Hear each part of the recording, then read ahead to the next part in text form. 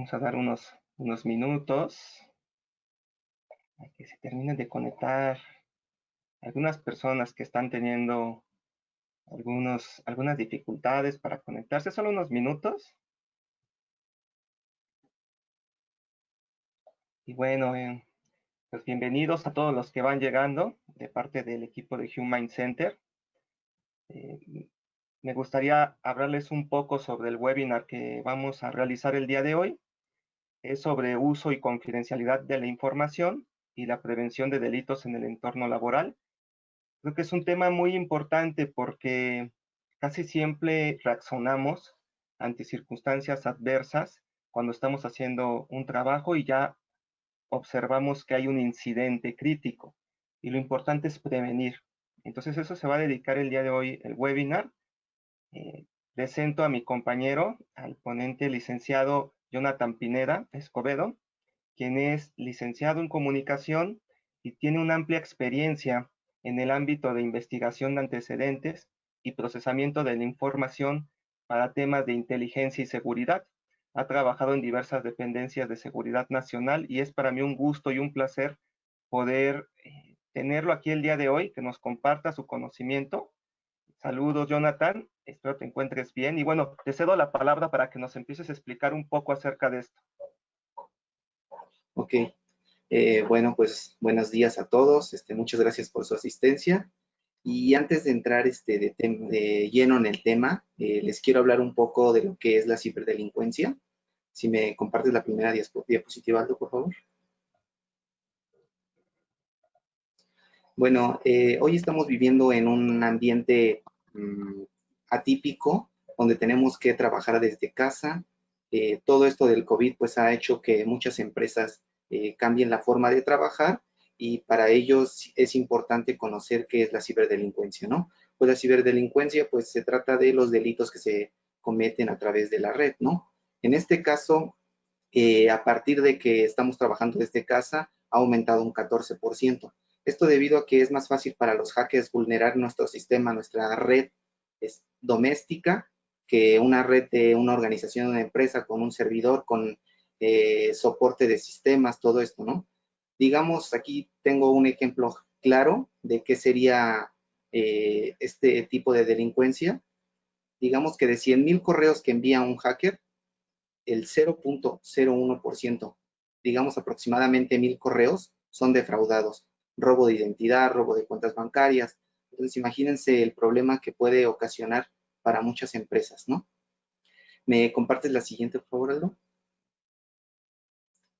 Bueno, los delitos o ciberdelitos más comunes son los programas maliciosos. En este caso, son aquellos que secuestran información, que la hackean y no te dejan acceder al sistema hasta que tú llegas a pagarla, digamos como un tipo secuestro, ¿no? Hasta que tú no me pagas, yo no te doy acceso otra vez a tu computadora, a tu base de datos, a tu plataforma. Ese es los programas maliciosos. Un 15% son accesos no autorizados y esto se debe a fallas en el sistema y que aprovechan los hackers para ingresar y hacer pues robo de la información, ¿no? Y por último, los fraudes, que son el 11%, que estos se deben más a, digamos que aprovechan ese hueco entre las transmisiones electrónicas para entrar y robarte la identidad, robarte una contraseña y hacerse pasar por ti, ¿no? Y por último, un 6% que son algunos otros tipos de delitos de menor envergadura. Les tengo un ejemplo que en el 2016 Uber perdió 57 millones de datos. Estos fueron hackeados, digamos, por un programa malicioso y entonces hasta que Uber no pagó, no le pudieron dar acceso. Uber tuvo que pagar $100,000 para volver a tener acceso. Entonces fue una pérdida muy importante para ellos porque pues no previnieron todo esto y pues, al final tuvieron que desembolsar para tener otra vez acceso a su sistema.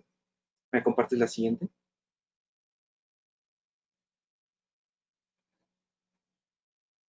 Bueno, en México es el país número 1 de ataques, de ciberataques en América Latina. El 90% de estos casos son ocasionados por errores humanos. Esto porque no tenemos la conciencia o muchas personas no conocemos absolutamente nada de sistemas y a lo mejor vemos un link y damos clic y todo eso. Pero Por eso es importante que existan protocolos, que la gente de sistemas les pueda orientar y decir, esta parte no es segura, esto es seguro, pero bueno, podemos evitar todo esto. Con ello también les quiero decir que la suplantación de la identidad es el número uno de los delitos en México. Robo de cuentas bancarias, robo de identidad principalmente, y se cometen 463 delitos de esta naturaleza, ya sea de comercio electrónico o banca móvil, según datos de la Conducef. Por favor, ¿me apoyas, Aldo? Bueno, Aldo les va a explicar un poco de lo que es el home office y en este caso pues tiene un poco que ver con la ciberdelincuencia, pero quisimos entrar primero explicando esto y ahora pues mi compañero Aldo les va a explicar un poco más. Y muchas gracias, Jonathan, muchas gracias por este preámbulo que nos das del tema. Bueno, antes que nada, para los que van llegando, igual me presento. Eh, Mi nombre es Aldo Damián Monteagudo Ramírez, soy maestro en administración, Perdón, Aldo, ¿sí? No se creo que observa la cámara. tu cámara no se ve, entonces si quieres puedes volver a activar, por favor. A ver, permíteme un segundo. Sí, un segundo. Vamos a ver si quitando un poco la pantalla y se puede reactivar.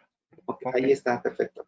Gracias. Ok, voy a tratar de compartirles de nuevo pantalla y por favor si me pueden avisar si salgo de nuevo en línea, si aparece mi imagen, para poder mostrarles la presentación. Permítame un momento. Ok. Si se logra apreciar la presentación. Ahí está, perfecto. Ok, también ya la cámara está activa o se desactivó. No, ya está activo. Ok, muchas gracias. Gracias. Bueno, como les comento, bueno, es importante hablar del home office. Y bueno, estaba presentándome porque me han permitido apoyar a hacer este webinar. Bueno, yo he trabajado en instancias de seguridad, al igual que Jonathan, es donde nos hemos conocido y hemos tenido mayor panorama referente a temas de cómo se vulneran muchas veces los sistemas o incluso las instituciones. Entonces, cualquier duda que tengan, pues estamos para servirles. Les vamos a hablar ahorita del home office seguro. ¿Por qué? Porque como bien sabemos, derivado de la pandemia, nos hemos visto en la necesidad de utilizar nuevas herramientas para el teletrabajo o el trabajo a distancia. Entonces, eso, como bien indica Jonathan, pues nos pone en un panorama distinto, con reglas distintas y muchas veces en un panorama de riesgo que tenemos que poder vislumbrar para prevenir dificultades. Muchas veces lo que sucede es que ante la necesidad, pues tomamos medidas para facilitar el trabajo, como esto del home office o el teletrabajo, que ahorita vamos a hablar un poco de la diferencia de ambos, y lo que no tenemos en consideración son las medidas de precaución o preventivas que debemos de tomar para evitar algún delito o para evitar algún problema en nuestra empresa. Entonces, me gustó esta infografía que les comparto del Universal porque nos muestra claramente cómo cada año ha existido una tendencia al incremento porcentual de conexiones a Internet fijo. Precisamente en este año, en 2020, no tenemos una cifra exacta o por lo menos publicada en fuentes oficiales sobre la conexión a Internet fijo, pero sabemos que aproximadamente un 70% de las empresas que antes tenían una modalidad presencial para sus servicios han optado por el home office o el teletrabajo. ¿Cuál sería la diferencia entre ambos términos? El home office nos hace referencia al trabajo desde el domicilio del trabajador o del empleado, del colaborador. Y el teletrabajo también es el trabajo a distancia, el empleo a distancia que se realiza, pero puede ser en una sede alterna o virtual. El teletrabajo engloba el home office. Podemos escuchar estos dos términos en los artículos y bueno, solamente es hacer la distinción que el teletrabajo es un concepto un poco más amplio. Pero en sí, estos consejos que vamos a platicar el día de hoy aplican para ambos. Es muy curioso checar que el año pasado, en 2019, se hizo una encuesta donde el 81% de los empleados que trabajaban desde su casa en empresas internacionales o multinacionales referían que no tenían un soporte técnico o un apoyo técnico remoto. En muchas ocasiones esto es un grave error.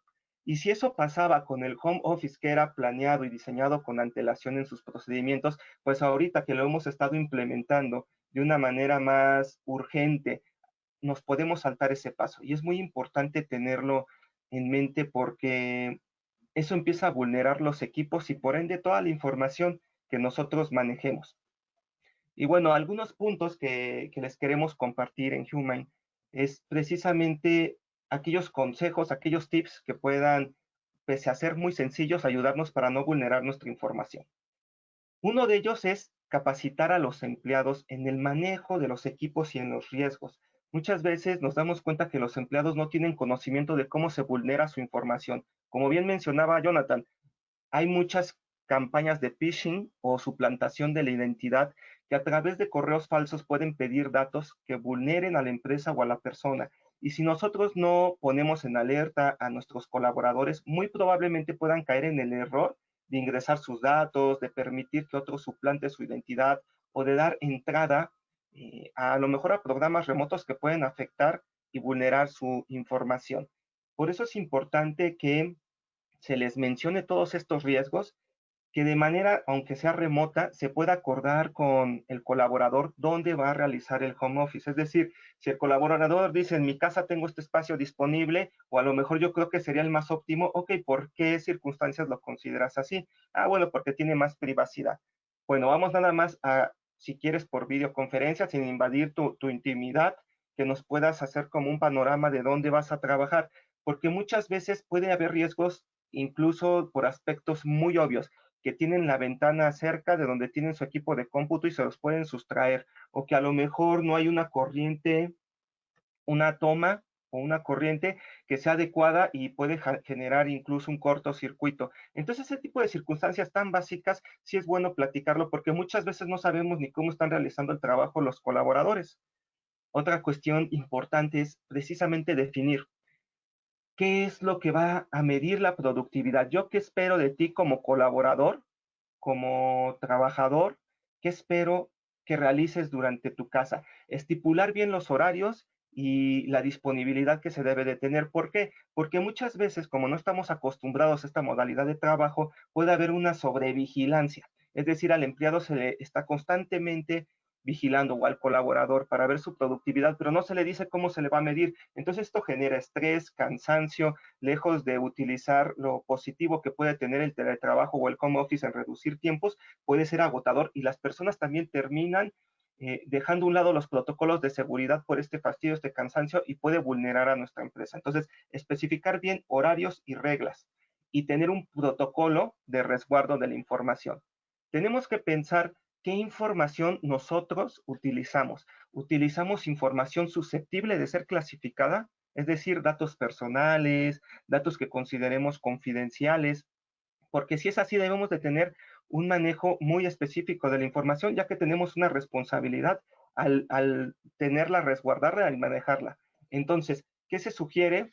Utilizar contraseñas de cifrado o encriptación en los archivos. Es decir, cada empleado va a tener una contraseña misma que va a ser administrada y suministrada por su superior jerárquico. A esto se le llama compartimentación.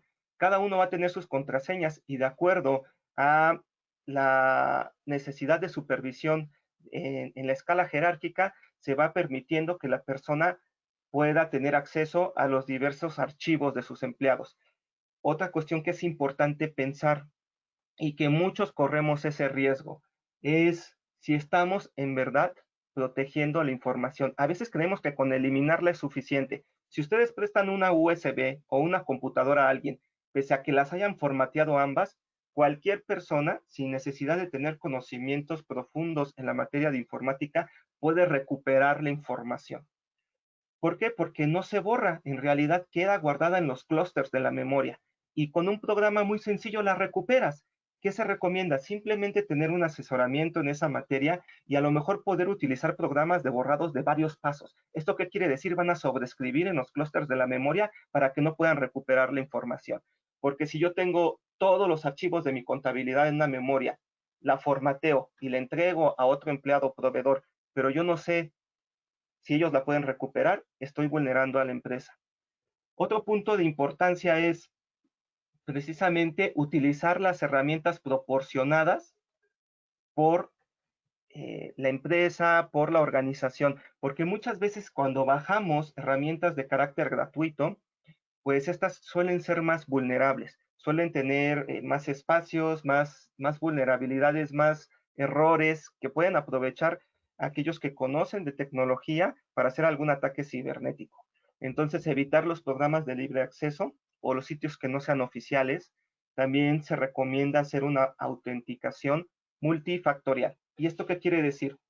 Yo voy a autenticar la eh, de que la persona que está ingresando al dispositivo precisamente es mi colaborador y con varios métodos. Puede ser contraseña, uso de huella. Entre más métodos, mejor, porque así le vamos a dar mayor seguridad a nuestro equipo informático. Otra cuestión que es muy importante es estar haciendo copias de seguridad, respaldos, y esto se sugiere que puedan ser en a lo mejor discos extraíbles, a lo mejor en algún servidor, pero que podamos encriptarlo. Eso va a disminuir muchísimo la posibilidad de que pueda robarse esa información. Y utilizar redes privadas virtuales. Si es que la empresa tiene su propia red, poderla utilizar, esa red privada virtual. Entonces, son como algunos puntos de relevancia porque muchas veces no conocemos todos estos datos, utilizamos redes públicas, compartimos el equipo con otras personas. Como bien comenta Jonathan, nos han tocado muchos casos, a lo mejor investigar o darnos cuenta de cómo se llega a vulnerar a las empresas. Yo recuerdo un caso de una persona que precisamente entró a una institución de gran importancia que tenía muchísimos datos de la mayoría de personas a nivel nacional. Y esta persona con una buena intención trabajaba, hacía trabajo desde su casa, se esmeraba, pero un día le prestó a su pareja su equipo de cómputo. Y posteriormente, pues precisamente nos dimos cuenta a través de la investigación que se hizo en la red de que su pareja precisamente había recuperado toda la información que había borrado de su ordenador y estaba vendiendo bases de datos en la Deep Web, en la red profunda. Entonces hay que tener mucho cuidado con eso. Hay que tener mucho cuidado con cómo organizamos y manejamos la información. Y bueno, cedo la palabra a mi compañero Jonathan para que nos hable un poco acerca de los delitos en las empresas. Bueno, pues como ya les comentó Aldo, ya les dio unos tips para ir cuidando nuestra información. Les hablamos un poco de la parte técnica, pero ahora nos compete hablar un poco más del personal, de delitos dentro de la organización y parte del personal, ¿no? ¿Me acompañas con la primera diapositiva? Claro. Bueno, pues les dije que muchas veces esperamos que el delito ocurra desde afuera de la empresa, ¿no? Personas ajenas, pero muchas veces el delito viene desde adentro. Tenemos una gráfica donde una empresa estadounidense realizó un estudio aquí en México y mostró que el 49% de los delitos cometidos en las empresas corresponden a empleados de menor rango. Ellos son quienes tienen acceso a los sistemas, quienes saben cómo opera pues tal sistema, tal plataforma, entonces pueden manipular esos datos, ¿no? El 37% corresponde a ex empleados, personas que ya estuvieron en la empresa y que conocen cómo manipular o cuáles son los protocolos que hay que seguir en la organización y pueden hacer uso de ello, ¿no? Para vulnerar a la organización. Y un 14% son proveedores. Por lo general, estas personas pues están coludidas con empleados o con ex empleados porque necesitan estar en una parte adentro y en una parte afuera, ¿no? ¿Me compartes la siguiente, por favor? Bueno, los delitos más comunes es el robo de información. Esto ha ido aumentando con el paso de los años y más con la situación que estamos viviendo. El segundo sería robo de bienes físicos. Esto ya viene desde muchos años. Hace pues muchísimos años tal vez esto era el mayor delito. Corrupción y soborno, que muchas veces pensaríamos que esto nada más es correspondiente al gobierno. Sin embargo, se ha encontrado que también en la iniciativa privada pues suele ocurrir. Y por último, el fraude financiero, que esto va más específico como área de finanzas, de contabilidad. Entonces hay que tener precaución en este tipo de áreas. ¿Me compartes la siguiente? Para ello, en Humane, lo que hacemos nosotros cuando se recluta una persona o cuando se va a valorar a alguien, hacemos una revisión de antecedentes. Esto nos permite conocer más a la persona en aspectos profesionales y de formación académica. Con ello quiero decirles que muchas veces nosotros vamos a la entrevista, vamos con nuestra mejor presentación, tratando de dar pues la mejor cara, ¿no? Sin embargo, no sabemos qué está atrás de esa persona. Por eso es importante la revisión de antecedentes y es algo que nosotros hacemos en Humane Center. Identificamos los posibles riesgos para que su organización no pueda ser vulnerada. También revisamos sus antecedentes laborales y aquí recuerdo un caso, en alguna ocasión llegó una persona, todo muy correcto, tenía tres trabajos, ¿no? Experiencia en 3 trabajos y revisamos todo muy bien. De repente, revisando sus antecedentes laborales, aparecen otros 2 empleos más. Entonces nos llamó un poco la atención, ya investigando un poco más y encontramos que hubo problemas ahí. Entonces, pues fue un foco muy importante para nosotros para tomar una decisión. Y por último, corroborar la escolaridad. Con esto también me recuerdo otro caso, en una persona entrega todos sus papeles y al momento de revisar su cédula profesional encontramos que era falsa. Entonces, si eso está ocurriendo ahora que estamos en la entrevista, pueda traernos problemas a la organización más adelante, ¿no? ¿Me compartes la siguiente, por favor, Adri? Bueno, de esta revisión de antecedentes les quiero comentar que es muy, muy importante. En México, pues actualmente es muy poco conocida.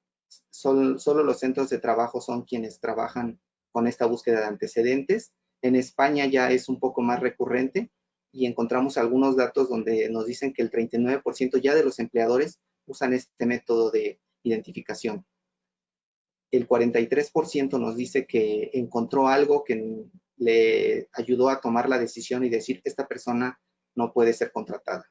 Sin embargo, también existe la parte positiva, donde un 19% nos dijo, ¿saben qué? Esta persona es apta para el trabajo, o lo ayudó en la toma de decisión. Entonces, por eso es importante la búsqueda de antecedentes.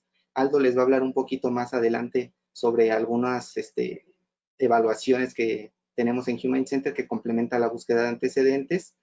Y bueno, Aldo, ¿qué nos puedes decir un poquito más de esto? Sí, muchas gracias, John. Espero que ya se haya corregido también lo de la parte del video, si me observas claramente. Sí, perfecto. Perfecto, gracias.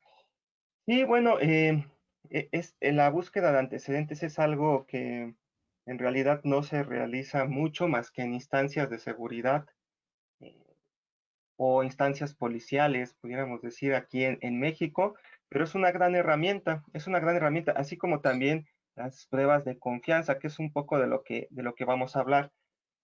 ¿Por qué es hablar de las evaluaciones de confiabilidad en este momento? Bueno, las evaluaciones de confiabilidad pueden tener muchos usos.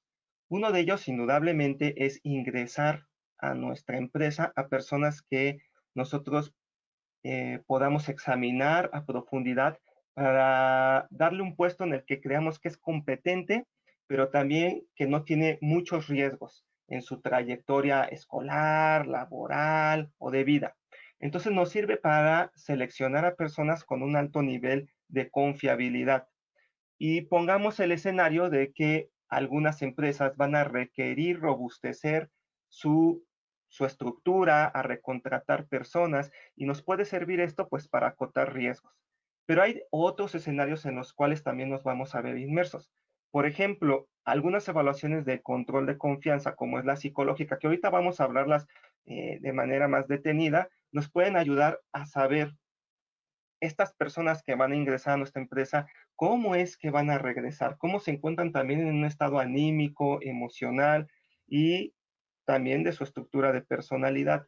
Entonces, son diversas las pruebas que nos pueden servir en este momento para el regreso y para la contratación.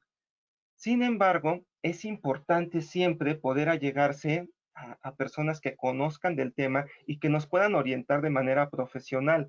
Muchas veces estas pruebas se han vendido de manera aislada o conjunta y pues se otorgan a las empresas, porque por lo general se aplican más en el sector de gobierno, se otorgan a las empresas estas herramientas, pero no se les explica muchas veces qué esquema es el mejor para sus necesidades. Es decir, si yo voy a hacer un reclutamiento masivo, a lo mejor solo aplico algunas de las pruebas que ahorita les voy a mencionar, no todas, reduciendo costos. Si yo voy a hacer un reclutamiento muy especializado para una función de gran responsabilidad, a lo mejor sí me convendría aplicar varias pruebas, pero ¿cómo vas a determinar eso como empresa? Acercándote a alguien que te pueda asesorar de una manera honesta, profesional y decirte, mira, lo que te conviene en tu caso es aplicar este esquema de evaluaciones o de pruebas. Y bueno, un tercer punto que también nos vamos a encontrar es, bueno, esperemos que no sea tan frecuente, pero es la posibilidad de que haya existido algún ilícito o un uso inadecuado de la información. Como comentábamos, existe esta vulnerabilidad al estar usando el teletrabajo, el home office y sobre todo sin protocolos claros y específicos de cómo manejar el equipo. Entonces pueden surgir fugas de información, puede surgir a lo mejor delitos ilícitos cometidos en la empresa y estas pruebas también sirven no solo para filtrar ingresos, sino para aplicarlo al personal que ya está trabajando y poder hacer uso de la investigación. Es decir, ayudan para investigar algún hecho ilícito. Les voy a ir platicando acerca de las pruebas. Por ejemplo, está la evaluación psicológica. La evaluación psicológica nos permite identificar rasgos de personalidad, poder observar las competencias y la idoneidad de un candidato para un perfil.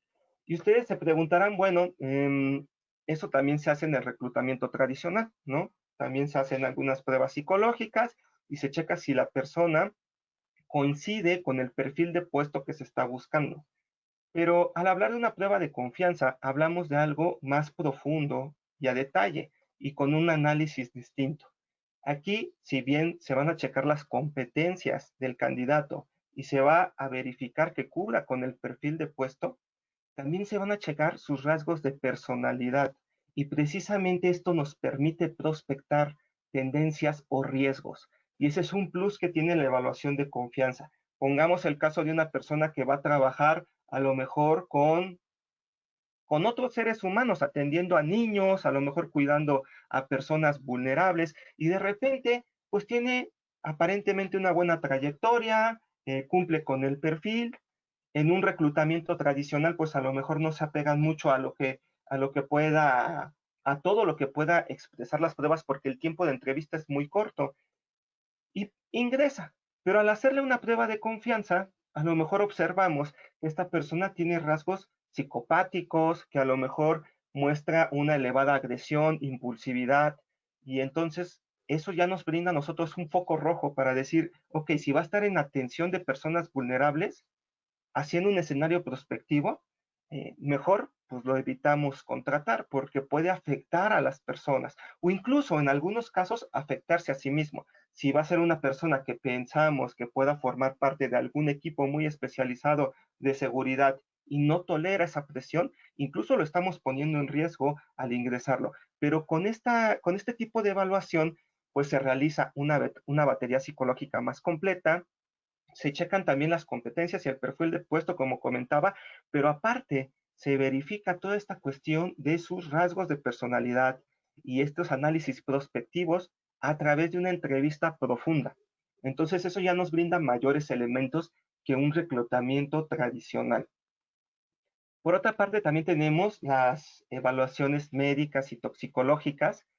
Muchas veces estas nos ayudan a checar el estado de salud de la persona y que precisamente pues tenga la capacidad para desempeñar las funciones que vaya a hacer. Hay puestos muy específicos, a lo mejor el puesto de una persona que va a estar cuidando de que otras no se ahoguen y tiene que tener cierta resistencia física porque va a ser una persona, un salvavidas, una persona que tiene que tener incluso condición física. Entonces, en ese tipo de casos, ¿qué se hace? Se hace una valoración médica, se hace una historia clínica, se realiza una exploración física y se checa si la persona precisamente es idónea para ese perfil de puesto. En otros casos, también algo que es de gran importancia es ver que el elemento pues no posea algún tipo de adicción y se realizan pruebas toxicológicas. Hay de diversos tipos, en el caso del antidoping, que pueden ser de orina, de saliva, de sangre, de cabello. Y bueno, estos servicios se llegan a dar pues de manera muy específica y por lo general a empresas que están ligadas a temas de seguridad. También existe la evaluación de antecedentes y entorno socioeconómico. Como bien mencionaba Jonathan, la valoración de antecedentes de una persona se puede hacer incluso desde antes de que se le realicen todas las evaluaciones, pero lo recomendable es de que se puedan revisar los antecedentes, es decir, en general, todas las herramientas que nos dan las fuentes abiertas para hacer un filtrado, sobre todo en reclutamientos masivos. Y la cuestión del entorno socioeconómico o la investigación socioeconómica nos ayuda a corroborar que precisamente existe congruencia financiera en una persona entre sus ingresos y lo que tiene. Entonces es de gran ayuda porque nos permite valorar su entorno, tanto social, vecinos, antecedentes laborales, como su congruencia entre estos ingresos que tiene y cómo los ha logrado. Puede ser una persona que a lo mejor siempre ha tenido empleos con un sueldo moderado, pero de repente tiene, no sé, varias propiedades que exceden muchísimo a lo que hubiera podido ganar en toda su vida. Y si uno profundiza, como en algunos casos se ha dado, no digo que sean todos, pero como en algunos casos ha logrado dar, podemos observar si la persona tiene algún tipo de compromiso vinculado con algo delictivo, como lavado de dinero o que esté participando ya tal cual en una organización. Entonces, todo este tipo de datos nos puede ayudar a nosotros a tener mayor respaldo para tomar una decisión de si ingresar o no a una persona a su trabajo. Entonces, también existe la evaluación poligráfica. Esta evaluación ha sido muy controversial a lo largo del tiempo, muy controvertida. ¿Por qué? Porque se ha utilizado mucho en las instituciones públicas de seguridad. ¿Ok? Y entonces es muy buena herramienta, en realidad es muy buena herramienta porque nos brinda mucha información y nos permite, junto con otras evaluaciones y con información externa, nos permite tomar decisiones eh, muy certeras.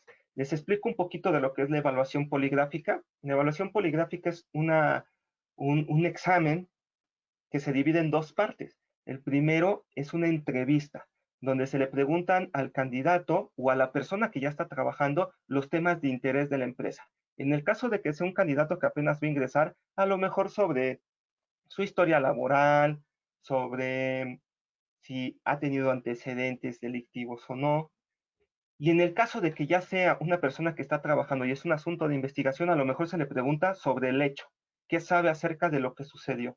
Son dos momentos distintos, pero siempre se da esta entrevista en donde permite hacerse una evaluación más personalizada. Luego hay una segunda parte de la evaluación poligráfica, que ya es propiamente una parte técnica, donde al candidato o al colaborador se le ponen los aditamentos del polígrafo y se verifica con sus reacciones psicofisiológicas si está diciendo la verdad, si está hablando con veracidad. Entonces, en algún punto se llegó como a criticar mucho esta evaluación porque se argumentaba que era la causal de que algunos elementos policíacos o que integraban instituciones de seguridad fueran despedidos. Sin embargo, todas las evaluaciones de confianza a nivel gobierno actualmente son un conjunto, ninguna define por completo un resultado. Y en la parte de la empresa también sugerimos lo mismo, que ninguna prueba sea totalmente definitiva, pero que sí sean herramientas que permitan al dueño de la empresa o al encargado o al responsable de tener personas confiables en su negocio, en su corporación, darle más herramientas, darle más elementos. Entonces, es una buena herramienta. Sabemos que en asuntos específicos, por ejemplo, cuando ya son casos de investigación en donde nada más se va a abordar un solo tema, puede llegar hasta un 95% de confiabilidad en el diagnóstico que realiza la prueba poligráfica. Pero bueno, siempre aún así se sugiere tener más elementos para tomar decisiones. Y bueno, esto es un poco de lo que realizamos en Human, toda la parte de las pruebas de confianza, la parte de investigación de antecedentes. Y es importante que si tenemos dudas o tenemos curiosidad, primero hacer un acercamiento a las empresas que en verdad sean confiables. Todos estos procesos que yo les menciono están estandarizados y tienen un protocolo de seguimiento a nivel nacional e internacional, por ejemplo, como en la prueba poligráfica. A veces el problema es de que existen algunas empresas o algunas personas que trabajan de manera individual y muchas veces no acreditan su competencia profesional para realizar el tipo de pruebas. Es decir, pongamos el ejemplo de la prueba poligráfica. Muchas veces no muestran que tienen su cédula de poligrafistas y entonces, si no tienen una supervisión, no sabemos qué tipo de procedimientos puedan llevar a cabo. Por eso es importante acercarse, todas las dudas que se tengan, preguntarlas con confianza para nosotros saber qué vamos a hacer para tomar estas decisiones y qué producto nos están ofreciendo las diversas empresas.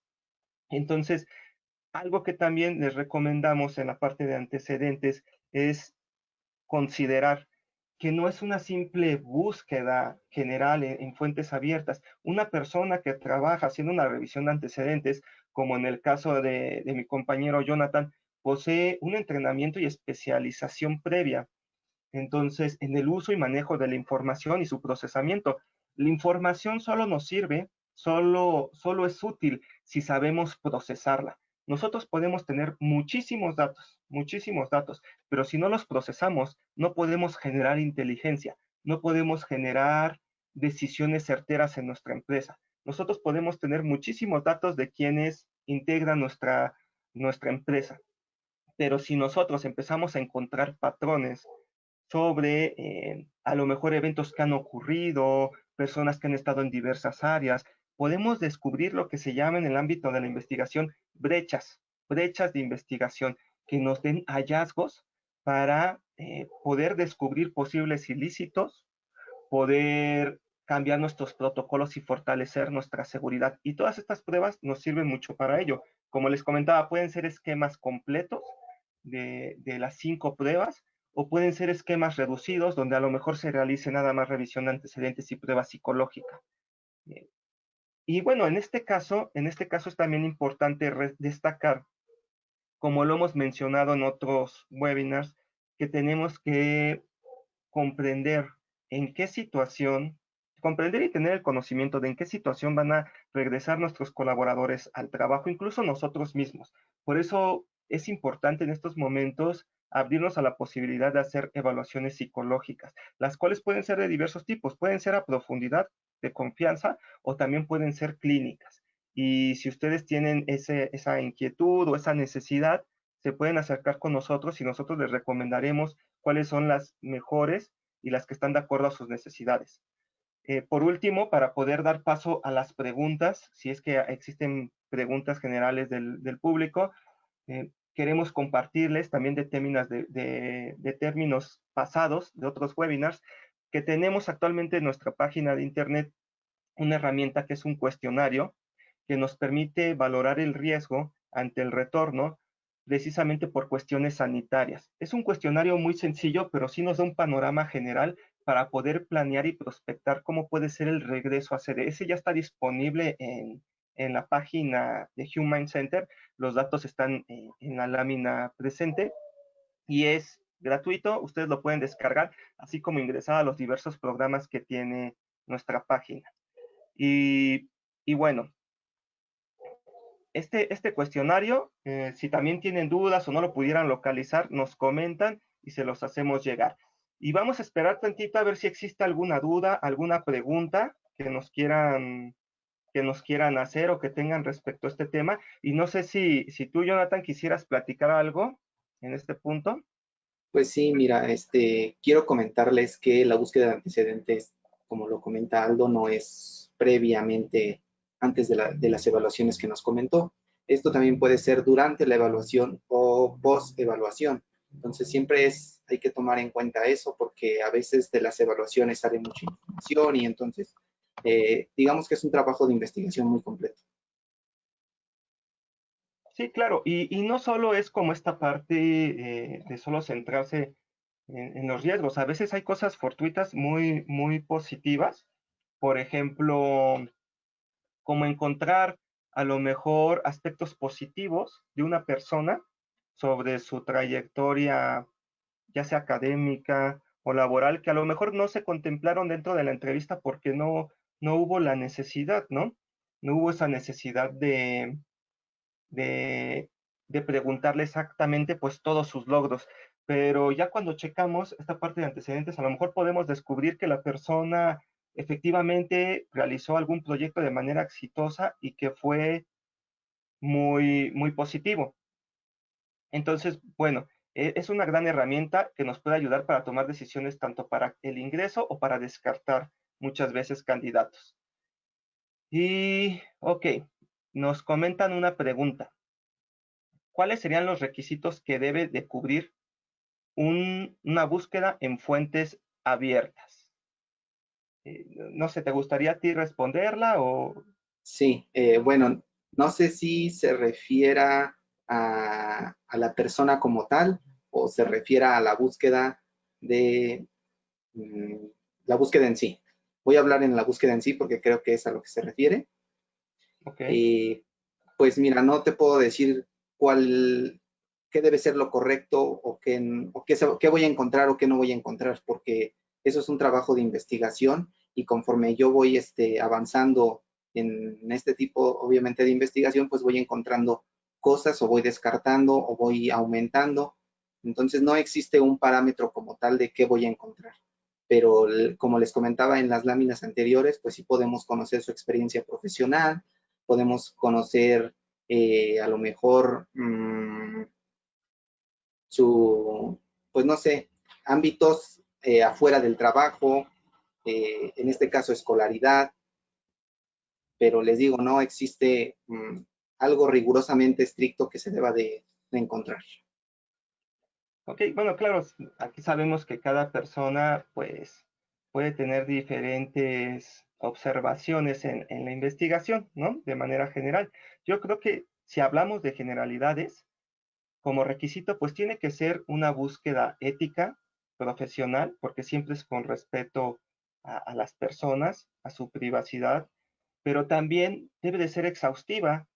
Es decir, este protocolo de investigación debe de ser tan exhaustivo que al que contrata le dé la certeza de que precisamente se está haciendo una investigación amplia. Entonces, considero que pudieran ser también esas dos partes, desde un aspecto ético y exhaustivo, ¿no?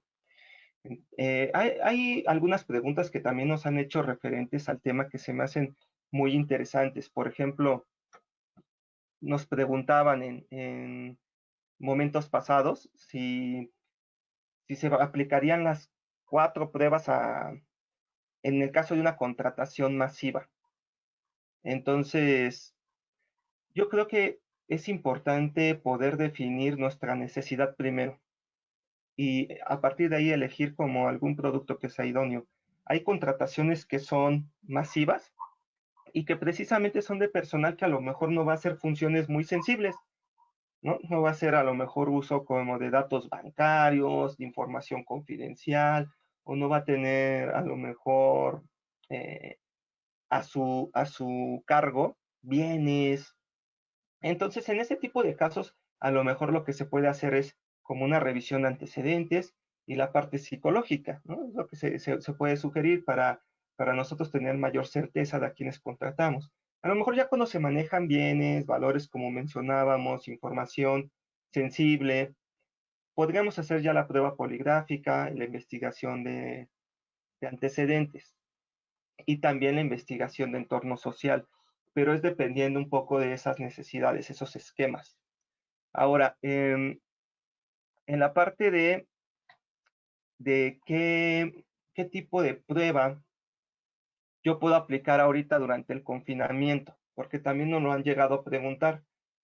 Ahorita podemos hacer evaluaciones psicológicas porque tanto la aplicación de baterías como de entrevista se puede hacer vía online. También se puede hacer la búsqueda de antecedentes, pero igual también la de entorno socioeconómico, pero en la parte tanto médica como poligráfica, a lo mejor se requiere que exista ya una atención presencial con medidas sanitarias. Entonces es como importante eso, poder platicar de cada caso en particular para nosotros así poderlos orientar y darles el mejor servicio, precisamente respetando tanto su empresa, los colaboradores y los procedimientos que deben de ser los adecuados para cada una de las pruebas. Entonces, no sé si existan más preguntas de momento. Ok. Aquí nos preguntan, en las búsquedas de antecedentes en fuentes abiertas, ¿en qué momento se estaría violando el derecho a la información? Ok, mira, en este caso no estaríamos violando ninguna ley, nada por el estilo, porque la búsqueda es en fuentes abiertas. Entonces, todo lo que está, digamos, en la red es público. Entonces, desde ahí existe pues esa apertura. Ujú. Claro, claro, es lo que decíamos, es distinto ya, por ejemplo, alguien que hackea y vulnera la privacidad de la gente, ¿no? A algo que Exactamente. simplemente se está usando de manera abierta, ¿no? Como dice precisamente la fuente, es una fuente abierta y pues es público. Nos hacen una pregunta que yo creo que es buena, es interesante. Nos preguntan si existe alguna normatividad que permite usar estas pruebas en mi personal actual y si pueden obligarlos. ¿Por qué digo que es interesante? Porque vamos a poner el ejemplo de en qué casos se llegan a utilizar estas pruebas. Para empezar, en ningún tipo de empresa, institución o lugar se puede obligar a alguien a realizarlas. Siempre tiene que ser un procedimiento que se haga bajo el consentimiento de a quien se le va a efectuar la prueba. Eso es lo primero, porque si no, sí estaríamos vulnerando sus derechos. Más bien es algo que es opcional y si la persona lo quiere realizar, pues está bien. Sin embargo, en algunas instituciones de gobierno, pues sí ya existe una obligatoriedad reglamentaria. ¿Qué quiere decir esto? Que en su reglamento o para poder pertenecer a un esquema de profesionalización tienen que aprobarlas. Eso no quiere decir que si la persona se le va a amarrar y se le van a hacer las pruebas, como muchas veces se llega a pintar, ¿no? A explicar. No, no es así. La persona en cualquier momento puede rehusarse a hacer las pruebas, no hacerlas. Sin embargo, para tener el derecho de pertenecer a alguna institución y hablamos solo en el ámbito de gobierno, entonces sí requiere aprobarlas. En el ámbito empresarial no es así, no existe como alguna normatividad que se tenga que incluir en los reglamentos para que sea algo obligatorio y no se les puede obligar. Eso sí es algo claro, en ningún caso se puede obligar a la persona. No sé si queda como clara esta pregunta o si que hiciéramos una explicación más profunda al respecto. Ok, muy bien. Eh, ¿Existe alguna otra duda? ¿Algo más que quieras tú comentar, Pues Jonathan? solamente hacer la invitación de que, pues si en algún momento tienen la inquietud o desean, no sé, preguntar algo, pues se acerquen a nosotros, estamos para servirles y, y acérquense a través de nuestras redes sociales o a través de nuestra página de internet. Ok, ok, gracias, gracias. Muchas gracias. Mira, me gustaría antes de cerrar esta sesión, este webinar, responder dos preguntas más, porque al Ok, parecer sí existen como algunas dudas acerca de la normatividad. Como hablábamos, estas pruebas en instituciones de gobierno tienen un carácter constitucional, mismo que se ha ratificado por medio de jurisprudencias. Y existe todo un marco normativo que sustenta su uso y en el reglamento su incorporación, ahí sí como un elemento necesario y obligatorio de aprobación, ¿ok? No de aplicación. En el ámbito empresarial, en algún momento incluso nos preguntaban, están obligadas por la Secretaría del Trabajo y Previsión Social. No existe una postura tal cual de parte de la Secretaría del Trabajo, solo serían herramientas que te ayudan a ti a tomar decisiones para la contratación o para poder investigar algún hecho. Pero tal cual que existe una postura de que sean obligatorias, no es así, solo son herramientas adicionales, ¿ok? Nos preguntan que si son muy caras. En realidad, no. En realidad, estas pruebas no son muy caras y dependiendo del esquema que se utilice para evaluar al personal, tú puedes optimizar ese gasto. Es decir, como mencionábamos, si yo voy a hacer un reclutamiento masivo y me voy a una empresa donde me digan, sabes que tú tienes que aplicar todas las pruebas, pues sumando la cantidad de pruebas, sí va a ser a lo mejor un precio muy elevado referente a lo que vas a obtener. ¿Por qué? Porque si tú no buscas cubrir de un riesgo muy importante, ¿para qué aplicas todas las pruebas? Sería como un gasto innecesario. Sin embargo, si tú tienes un personal que va a estar en una posición estratégica, que a lo mejor va a tener todos los recursos de tu empresa, en realidad sale mucho más barato poder acotar riesgos por medio de estas pruebas a que en un futuro pueda surgir algún problema o se esté realizando la comisión de un delito que te va a generar fugas importantes en tu capital y que a lo mejor puedes detectar por medio de estas pruebas. No son tan caras en realidad y los esquemas pueden reducirlas más o cuando son por un número en volumen también se reduce el costo. Y bueno,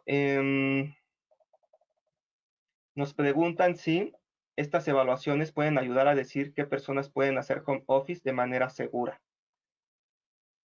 Ok, no sé si tú quieras comentar algo de esto o... Pues mira, yo creo que ahí en este caso y por ser un poco más específico, pues creo que tendrían que acercarse un poco más a nosotros y plantearnos cuál es la situación que vive la empresa para que nosotros podamos recomendarles o decirles hay que hacerlo de tal forma.